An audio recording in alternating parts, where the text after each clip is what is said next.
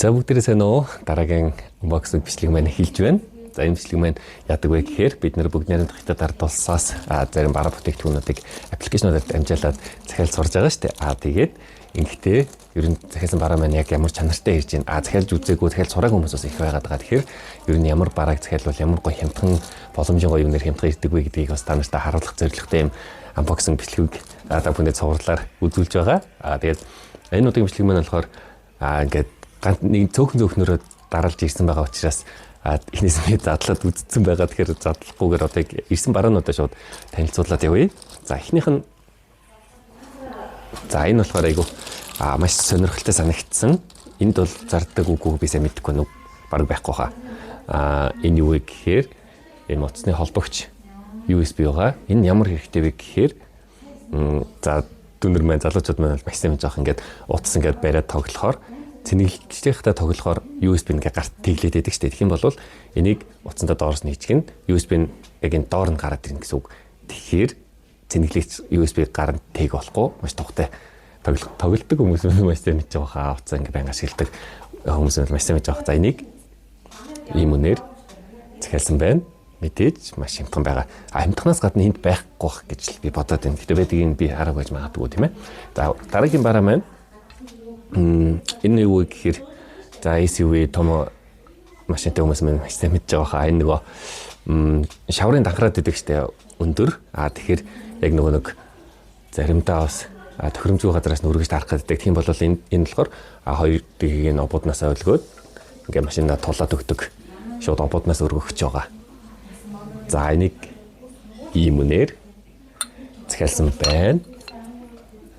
За манай ахмад захиал бас энд болохоор амар үнэтэй байсан учраас энд ер нь тодорхой хэмжээнд үнэтэй байгаа учраас ингээд урдаас сайтаараа хараад үзсэн чинь хямдхан байсан учраас захиалсан. Ер нь энэ тохиол маш их байдаг. Яг та нар мэдээ энийг бас байнга бодож байгаарай. За яг таны худалдаж авах гэж байгаа, захиалах гэж байгаа бараа энд хийдгийж байна. Энийг ер нь захиалвал хямдхан авчих юм биш үү? Хэдээр ирэх бол гэсэн бодлол та бүхэнд байнга төвдөггүй байж болно. Гэтэ тэрийг бол ингээд хөвшил болгоорой. Тэгэх юм бол маш их мөнгө хэмнээ бид нэр жоохон цаг хугацаал жоохон алдах баг. Нэрийн дунджаар сүүлийн үед нэг 10-аас 14 хонд ирж байгаа. Гэхдээ шуурхай каргогоор захиалсан бол бүр хурд ирнэ. Үнэхээр яаралтай бараг бол. За дараагийн бараа маань юу вэ гэхээр энэ юу вэ? Нөгөө нэг багажны дэвсгэр байгаа. Нилээн том. Энэ бас нөгөө SUV нөгөө том машин их шүү. За тэгээд материалын гол нарах гэсэн давуу мэдээж багажны дэвсгэр учраас усчийг нэвтрүүлэхгүй багаж хамгаалах гэж байгаа. Ингээд бүр дөрвөлжлөлөөд ингээд хайрцагчдаг юм дэвсгэр байна. За энийг ийм үнээр захиалж авсан. За зурган дээр бас ер нь яг ямар зориулттай яаж харагддаг, ямар зориулттай гэдгийг бол харагдана. За тэгээд дараагийн бараа маань за энэ төсөөс нэг удаа амар том ирсэн. За энийг бол нэг гоё задлаад үзүүлцгээе. За. Инглээс ингээд зүгээр ингээд болох юм байна. Ийм машины татлага нөгөө SUV-дэд зориуллаад Jeep гэсэн үг шүү дээ. Jeep-тэй зориулаад ахмад татлага захиалсан. Бид харж байгаа л ингээд өөрийнхөө нөгөө тасраад байгаа учраас хамгийн сайнаас нь бүдүүнээс нь чанартайгаас нь гэж захиалсан чинь арай л амар чанартай ирсэн байд. Юу гэхээр ийм үрг. Ингээд гараа тавихаар ингээд гарыг халах шиг байгаа шүү дээ. Эрхийн урав. Ингээд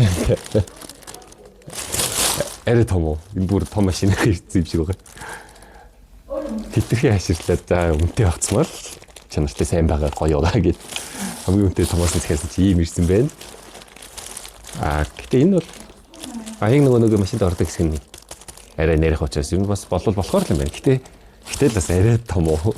Энэ бүр нөгөө одоо майти гэх юм уу бүр том оврын ачааны машинуудад илүү тохиромжтой ирчих шиг боллоо.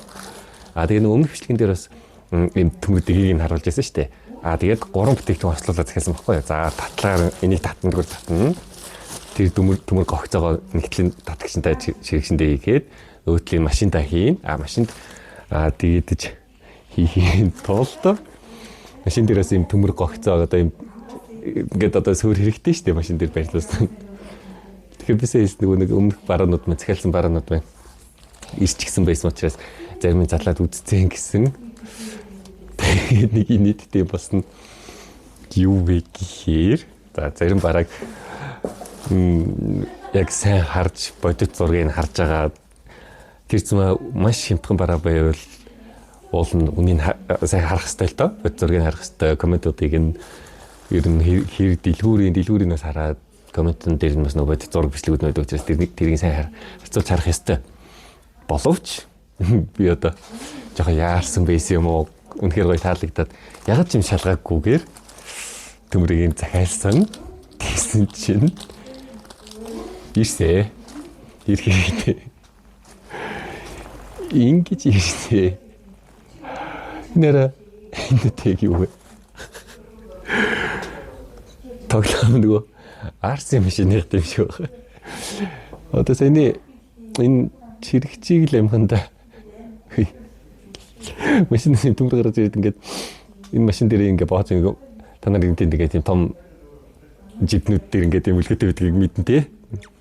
Яг тэрэн шиг бодоод захиалсан чинь это юу юм бэ нэр ингээд миний хомснаас хомстой ялгаагүй юм дөө. Ийм ирсэн. Одоо тэгээд энийг машин дээр тогтоогоод энэгээр чивнэ. Яа. Ийм их тохиолдно. Тийм болохоор л unboxing хийж үзүүлээд байгаа. Тэгээд гол одоо энэс авч байгаа сургамж байна. Бодит зургийг нь бичлэгийг нь маш шалгах хэрэгтэй. Энийг ийм үнээр захиалдаг байхгүй юу? Тэгсэн чи одоо ингээд бодоод энэ үнийг харсан ч гэсэн тий. Яхаар юм тийм хямдхан байж болно гэж бодсон ч юм байгаа. Ямаргүй хямдхан л гэж бодсон баг. Тэгэл жоохон яарсных л бахалтай уул нь би мэдчихэл байсан л да гэж шалгах ёстой гэдгийг гэтэл ийм ирсэн шүү.